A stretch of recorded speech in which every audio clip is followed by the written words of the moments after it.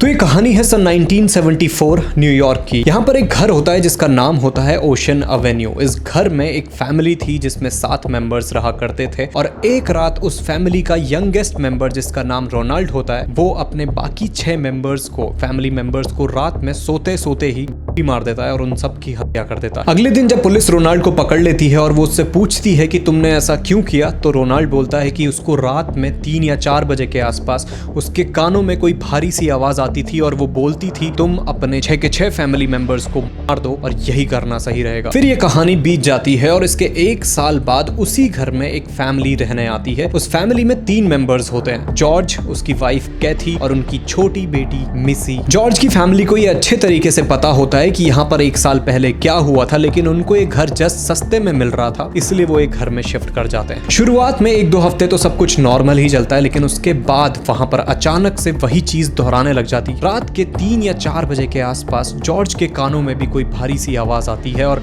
उसको अजीब अजीब सी चीज करने के लिए कहती है। जॉर्ज की वाइफ कैथी बताती है कि रात में उनको कोई इनविजिबल फोर्स बेड से उठा के हवा में झुलाती है और एकदम से जमीन पर पटक देती है। उनकी जो बेटी होती है मिसी, वो भी क्लेम करती है कि उसको विंडो के बाहर एक बिग लाल आंखों वाला उसको घूर रहा होता है और वो उसका दोस्त भी बन जाता है जिसका नाम जॉर्डी होता है। और ये सारी चीजें यहाँ पर बंद नहीं होती, उनको दीवार से कुछ हरा या लाल कलर का लिक्विड बहता हुआ दिखता है जो कि पहले इस घर में नहीं बहता। और जब जॉर्ज ने ये घर खरीदा होता है तो वो एक फादर को बुलाता है अपने घर को ब्लेस करने के लिए और फादर वहां पे आता है, लेकिन उस घर के अंदर आते ही उनके कानों में भी एक आवाज आती है जो उनको बार बार कह रही होती है कि get out, get out, get out from here. अजीब बात ये थी कि जॉर्ज की नींद भी रात को 3 या 3:30 बजे के आसपास ही खुला करती थी, जो कि 1 साल पहले ठीक जो कि रोनाल्ड ने अपने पूरे 6 फैमिली मेंबर्स को मारा था उसके साथ भी कुछ ऐसा ही होता है। उसको भी कोई 3 या 3:30 बजे के आसपास कहता है तुम्हें तुम्हारी फैमिली की ले लेनी चाहिए। 28 दिन तक ये सब झेलने के बाद जॉर्ज की फैमिली को समझ आ जाता है कि ये घर कोई नॉर्मल घर नहीं है और यहाँ पे कुछ ना कुछ बहुत ही वियर्ड और क्रीपी सी चीजें होती हैं जिससे उन्हें और उनकी पूरी फैमिली को खतरा है। और 28 दिन वहां रहने के बाद जॉर्ज की पूरी फैमिली वो घर छोड़ देती है।